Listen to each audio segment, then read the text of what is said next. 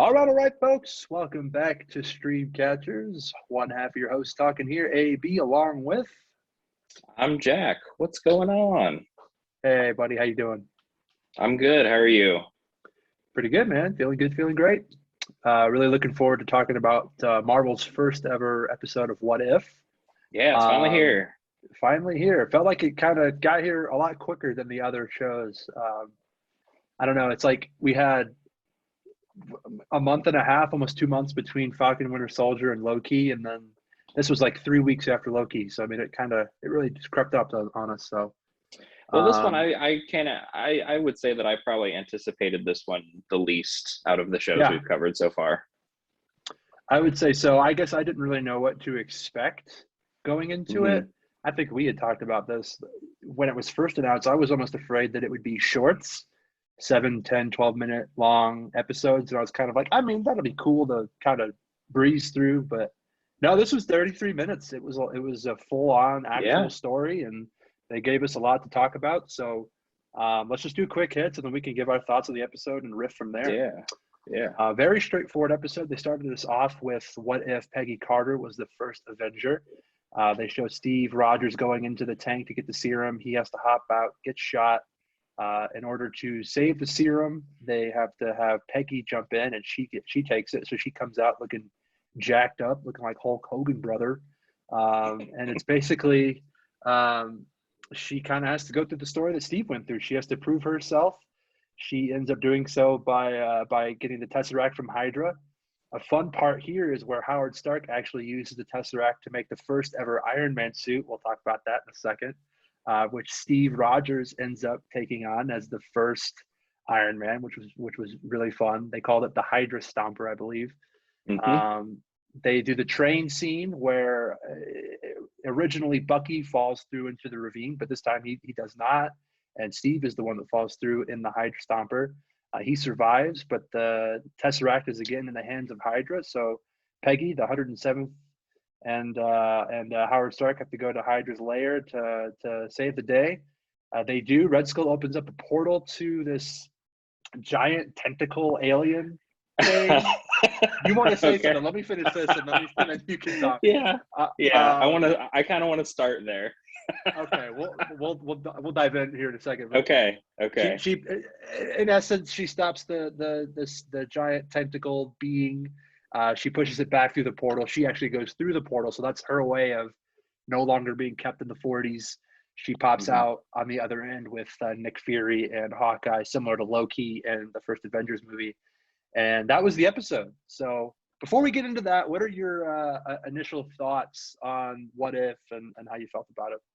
Well, I mean, first of all, I'm super thrilled that it's not a short. I'm glad that it was, full episode length. It was about a half hour, and it felt longer than that to me. The way that they did a really good job with the pacing. I mean, we had Captain Carter suited up and kicking Nazi butt within 10 minutes of the show.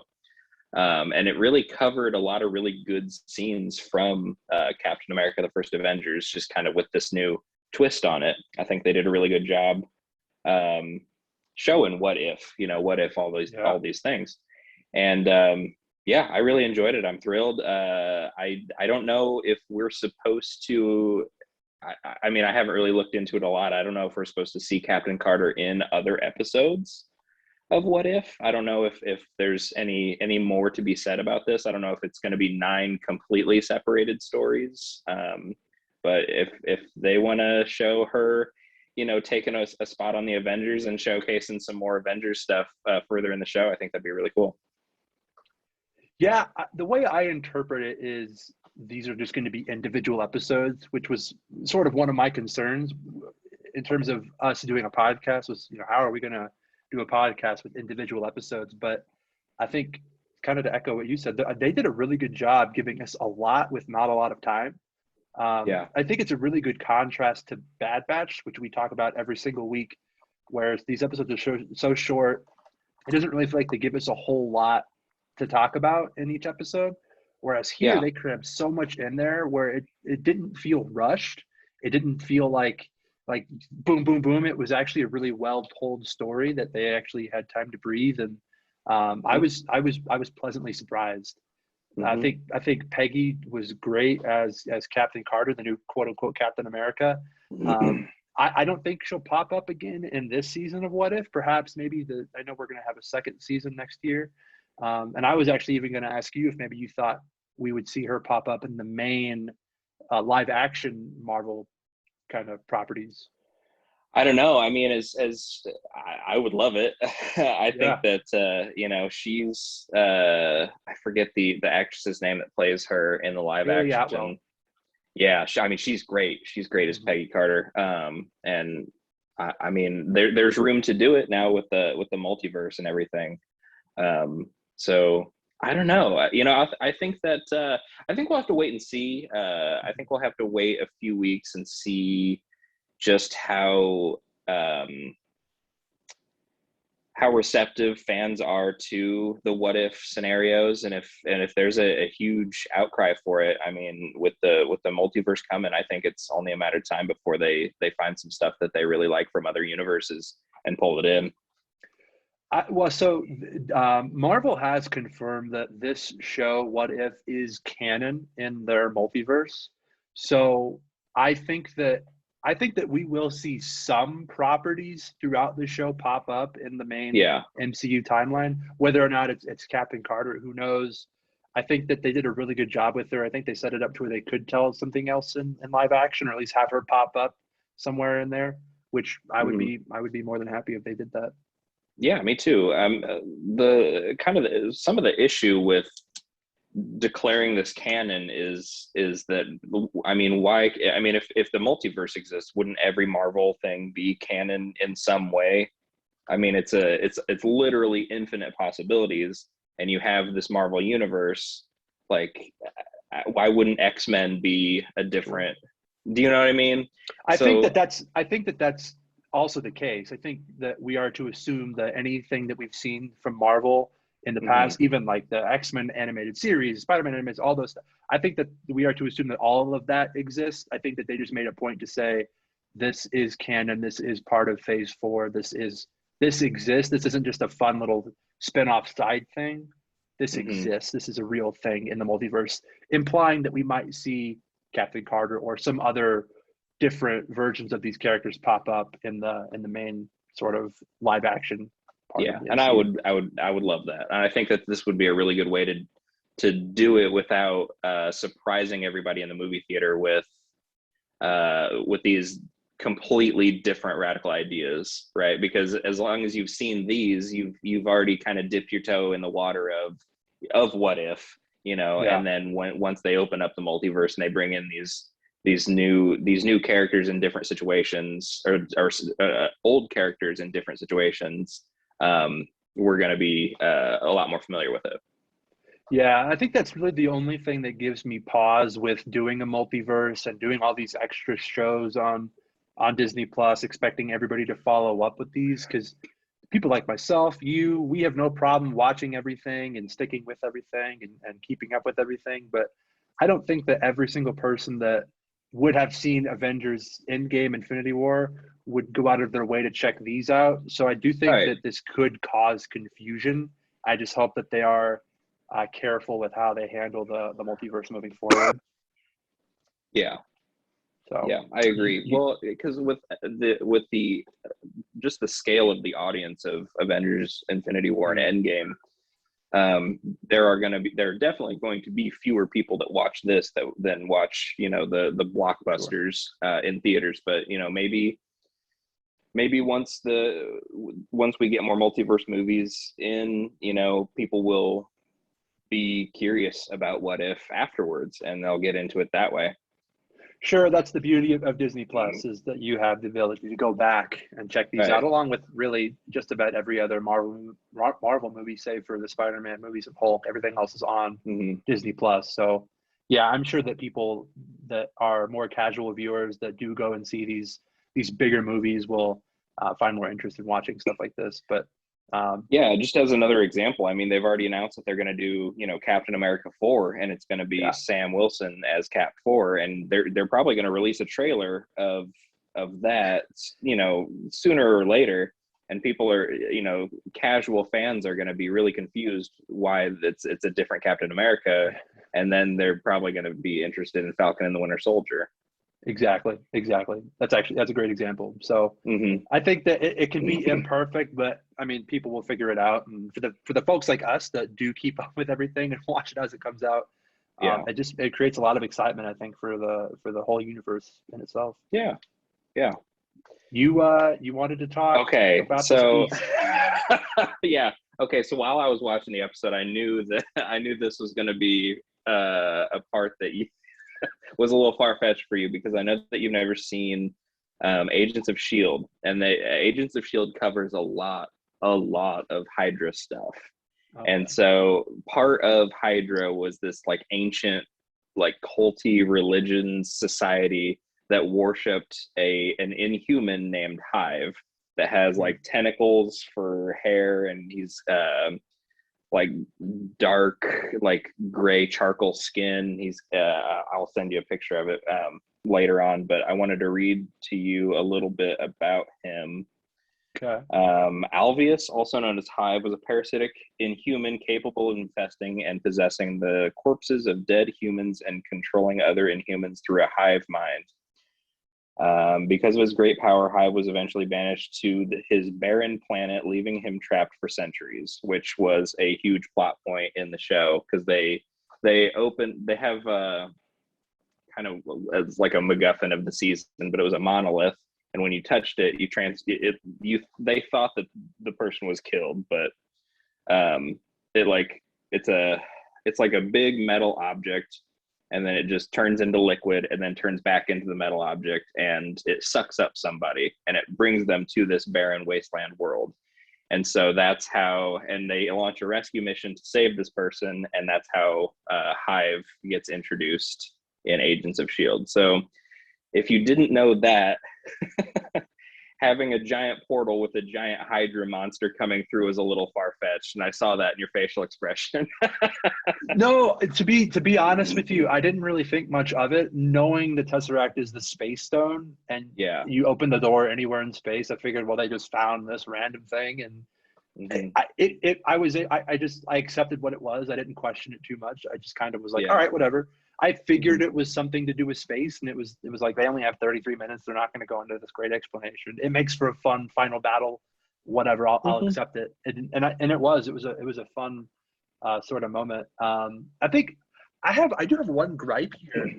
I don't even, maybe it's not a gripe. Maybe it's more of my own misunderstanding. But I didn't know the Space Stone could open a portal to different times. Yeah, so that was actually something I have written in my notes. How does Peggy go through the portal and then come back out, and it's 70 years later? That was my thing, and maybe that was just a convenient plot device to just move it forward, and that's how she gets to the future, same way Steve Rodgers did. But I don't know. I mean, if you can do that, why do you need a time stone? If you can, I guess it's different, right? Because the time stone, like the apple and all. What I get that, but it's like, I don't know. I mean, the convenient answer is she steps through the portal and steps out, and you don't know what happens on the other side of that portal. We're just supposed to assume that some timey-wimey stuff happened, and now here she is with Nick Fury and Hawkeye.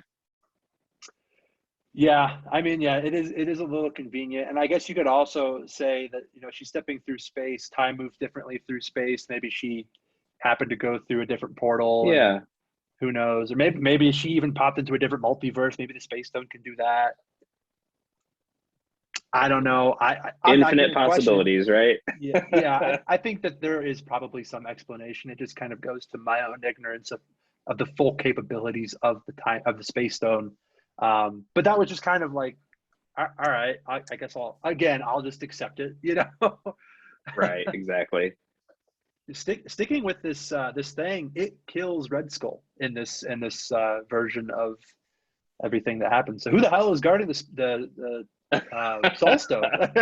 That's a mystery for the future. I mean, if they want to cover more, if they want to, catch up with some of these stories in a future season of What If or in future MCU properties, that would be an interesting line of thought for that.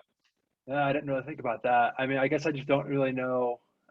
I guess we should assume that when the Red Skull does go to Vormir, there's another Guardian there that he sort of takes over for him. So I guess that former Guardian is Still just still there. there, or yeah, who Yeah. knows? I don't know. I didn't even consider that. Actually, I didn't even realize that the Hydra monster killed Red Skull. I mean, I saw that he hit him, but I didn't notice that he killed him. That was my interpretation. Maybe he didn't. I just kind of that was Okay. just what it seemed like. Maybe, maybe Yeah. not. I don't Yeah. know. What do you make Um, of? Oh, go ahead. no, no, no. You go ahead. Oh, I was gonna say, what do you make of the Hydra Stomper, the first Iron Man? That was super cool. And like as soon as I saw it, I was like, I was surprised, but also at the same time, I do remember seeing it from the trailer. I guess I had just forgotten at some point. But yeah, I thought it was really cool. I thought it was a good plot device to keep Steve in the fold as far as being a hero within this universe. I thought that the art on the Hydra Stomper suit itself was really cool, very reminiscent of the first Iron Man suit. I would be curious to know how that would affect Tony Stark further down the line. Right, right. And to go back to what you said about how you saw it in the trailer. Yeah, I remember seeing it in the trailer as well, but I guess I just always assumed that it was Tony, because it looks like the Mark One suit. So I was just like, Yeah. whatever, we'll see something to do with that. But yeah, that is a good point because now that history has shown an Iron Man, would he be inclined to make a suit? Although we know that he had to make the suit to get out of the cave. That's at least in this continuity. That's why he Mm-hmm. created the suit. So maybe knowing that it's possible accelerates his ability to do it in the cave. I don't know. Or maybe he's not even inclined to do it at all. I mean, Tony's kind of the one to carve his own path, and his I don't know. I guess his dad was an inventor, and he's an inventor, so maybe there's Not the best parallels. relationship though, and there's definitely Yeah, animosity there. yeah. I mean, I don't know. That's a big what if, I guess, because I mean, like you said, there's infinite possibilities for that, and that's a lot further down the line than what we've got here. Right, because it's also one of those things where Howard Stark sees that it works, um, improves upon it, makes something probably more similar to what we see Tony eventually make, the smaller suit, has more bells and whistles to it. Maybe he does that, and then maybe they end up falling in the wrong hands, which was Tony's biggest fear, right? The Iron Man suit falling Mm-hmm. into the wrong hands. Maybe that happens, or Tony sells them to someone, and he is at the mercy of a legion of them in some way. And Yeah, who knows? Yeah, there maybe. are a lot of possibilities. Yeah, because Howard's been selling. I mean, Howard sold his weapons to the highest bidder. So, I mean, I think that if Howard knows he can build this Iron Man suit, for Steve, he's not going to stop there. He's going to want to build bigger and better. So, Right. I guess the only thing is it's powered by the Tesseract. We do see it get a charge at the end after the Tesseract is gone, but that's really the only way it works as efficiently as it does. So it's almost one of those things where maybe this is the only one they can make. maybe, but we also know from Iron Man 2 that Howard Stark was already on track with discovering that new element that powers his suits in True. Iron Man 2. So, True. I don't know. There's a lot of threads there. There are, which was I think a really fun thing. I'm glad that they did that because I agree it was a really good way to keep Steve in the fold. I sort of thought that once Peggy took the serum, he would just sort of fall off to the side, and that would be all Yeah. we'd see of him. But no, he was actually able to continue to fight on. He was involved, and we got to see that relationship grow in a different way, and we got Mm-hmm. to some fun tandem offense. There's that scene where they're showing them really show off their abilities, and Peggy's kicking and punching, and I really like the animation where she'd punch and it would have that background of the blowout. It looked comic book esque. I thought Yeah. that it was really well done. Yeah, I think the best part of Steve being in the rest of the episode is that he still falls in love with Peggy. I mean, that's still a thing. Um, and Still a thing. He's still a and hero. yeah, and beyond that, they still have their you owe me a dance back and forth. I thought that was really neat. Yeah, I agree. They, kind of to echo what we said earlier, they did a really good job of taking actual elements from the original movie and just changing them up a bit, and Mm-hmm. presenting them in a different light. And then obviously, like, what if this was the case? So, yeah, it was really fun. The part where he blows up in the train, when Steve blows up in the train, I thought that they were going to have him become the Winter Soldier. I thought that Hydra was going to recover his body. I thought that would have been really cool too. Maybe a little bit of a missed opportunity. Same, right? Because maybe they give him a serum and he still jacks up and he becomes a bigger version of him anyway, and then he has to fight Peggy. But yeah, no, that we didn't get that. We did get a fun Bucky comment where he does fall off the train, but she grabs him, pulls him up, and he's like, you almost ripped my arm off. So nice fun winking and nods there. That actually leads me to one of my gripes about the episode. Why did they do Bucky's dialogue like this? His dialogue throughout the whole episode sucks so bad. He had like three different fish idioms. Why did they do that? It was so stupid. They could have. I don't know why they did that. I mean, I laughed at it. It got me. It was silly, but like, why? I actually did enjoy the fish comments. The one thing that got me, I don't remember the exact line, but it's when Peggy goes in to rescue the 107th Division or whatever they're called. And he says something, and it's so forced and cringy and awkward. Yeah. I can't remember the exact line, but I was like, what is this line? What's going on here?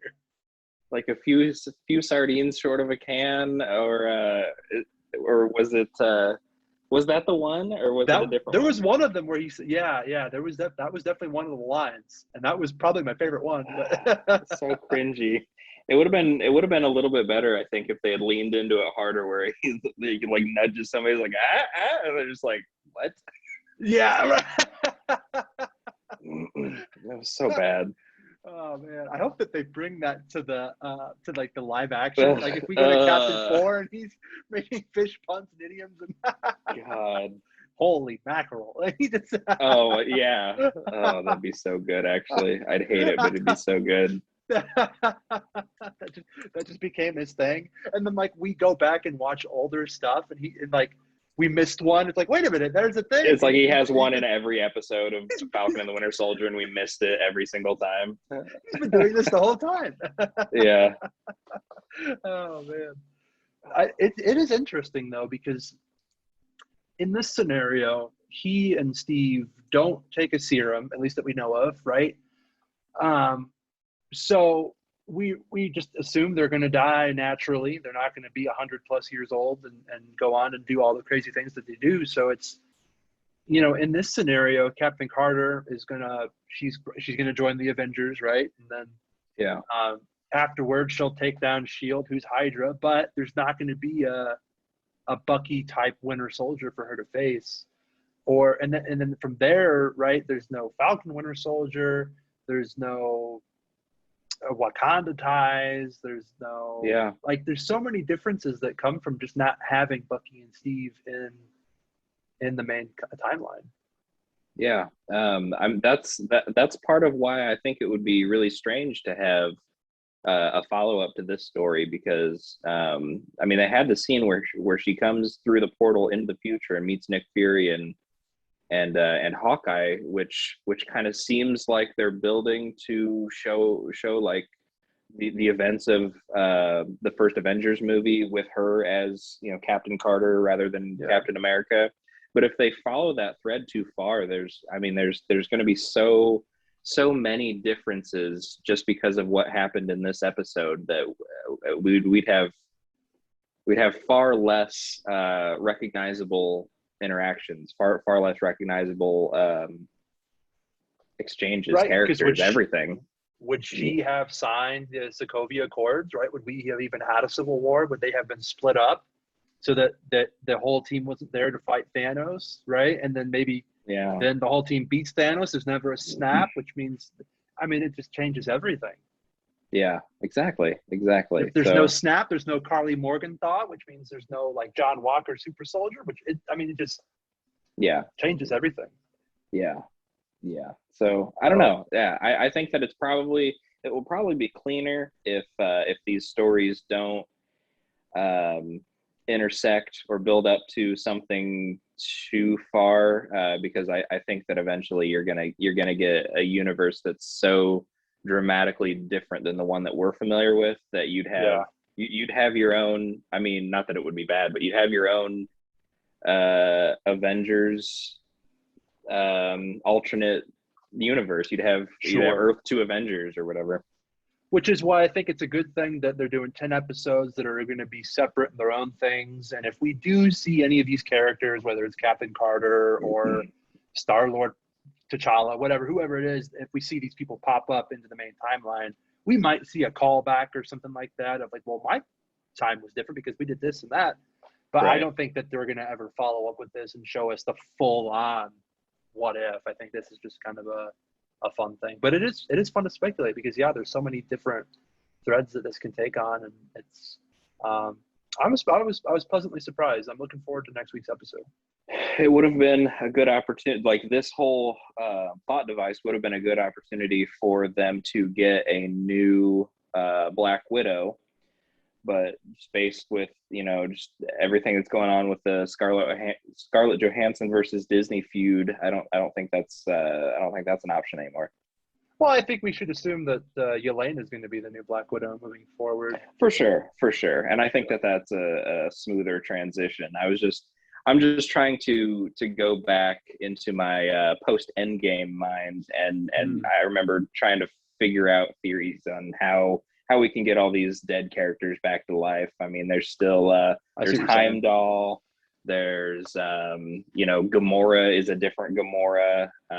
There's a New few of them, and Vision. and Black, yeah, and well, Vision we kind of tied up a little bit with WandaVision, and I really like the way that they're doing that. Yeah, But yeah, Black Widow is one that's probably better off staying done. staying done. Yeah. I agree. I think that, and we'll talk. I know there's going to be an episode where Killmonger is a good guy, Right. and we can probably talk about this more when we get to that episode, whenever that is. But I think there's a possibility that they use that to bring him back into the main live action series, to bring Michael B. Jordan back and make him be the new Black Panther. Well, it's funny you say that. Even like I have seen um like or when I saw rather Black Panther 2, right, with Michael B. Jordan. Is that right? No, it's the Am I first thinking Black is Panther. that the first one? Oh, it There's is the only been first one, one. isn't it? Yeah, Yeah. that's right. What am I talking about? Even though he's the villain of that story, he is such a great character, and Yeah. it was a bummer that he was axed. It Mhm. sucks that he died so early in the MCU. I think he could have been a really cool recurring character. I agree. So you never know. Maybe this is a way that they bring him back, and maybe he becomes a Black Panther. That'd be cool. Um, who knows? We'll see. We'll have to see what story they actually tell with him when that time comes. But yeah, I think I was a little hesitant about this show. I didn't know if I was going to want to watch it weekly. I didn't even know if I wanted us to do reviews on it. But I was very, very pleased with how this came out. For a 30-minute episode, I think that we can expect moving forward. I think they're all going to be really strong, really well done. And I think that this one specifically, this is not a knock, but this was a very basic story to tell. I feel Hmm. like that as this grows and we get more episodes in, I think that they're going to be even bigger in scale, and I think probably more in depth and probably more fun. And that's not, again, that's not a knock. This was a really fun episode, so I think that there's better to be expected to come, which is only a good thing. Well, even with the next one, right? Because the next one is supposed to be the T'Challa Star Lord episode, right? Is it? I don't know. I didn't see an announcement for what the next I one think was. that's what I heard. I'm not 100% sure, but Okay. I mean, even going with that one, that's a much more radical change to the story Yeah. than this one. Right, because this was a very simple, straightforward, obvious thing that, like, what if this was this small thing happened? Whereas, yeah, that's a massive difference. Yeah, like where But where is the one thing? Where is the one choice that splinters into this story, right? Like, how how does does how this does work? T'Challa end up on Morag getting the Power Stone, and now he's the guard? Like, yeah, Yeah, I'm very curious to see how they tell that. yeah. And I think that we are going to have a lot more drastic what ifs than what we got Hmm. here. Again, not a knock. This was really good. I really enjoyed this. Watched it twice. Enjoyed it both times. I just think that we're in for a treat moving forward. Yeah, I agree. I agree. So, Can't wait. same, same. Do you have anything else you wanted to add on this episode? That covered all my notes.